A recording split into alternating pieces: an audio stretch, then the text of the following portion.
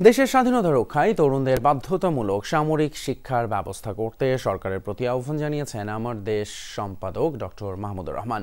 মঙ্গলবার গণ আন্দোলনের বর্ষপূর্তি উপলক্ষে কুষ্টিয়ার ইসলামী বিশ্ববিদ্যালয়ে এক আলোচনা সভায় প্রধান অতিথির বক্তব্যে এই আহ্বান জানান তিনি।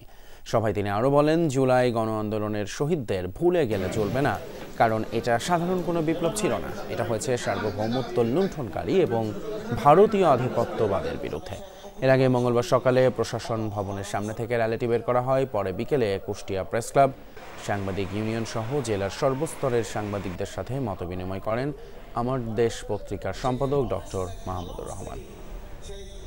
তারা তো বাংলাদেশের স্বাধীনতা রক্ষা করবার জন্যই শহীদ হয়েছে, তারা তো বাংলাদেশের সার্বভৌমত্ব পুনরুদ্ধার করবার জন্য শহীদ হয়েছে। সুতরাং আমরা যদি আমাদের স্বাধীনতা রক্ষা করতে না পারি, তাহলে আমরা শহীদদের মর্যাদা রক্ষা করতে পারবো না। আমাদের প্রতিবেশীরা আমাদের potential enemy and potential and competitor and potential enemy. সেই ক্ষেত্রে আমাদের অবশ্যই ঐক্যবদ্ধ থাকতে হবে, যাতে আমরা এই এক্সটার্নাল থ্রেট মোকাবেলা করতে পারি।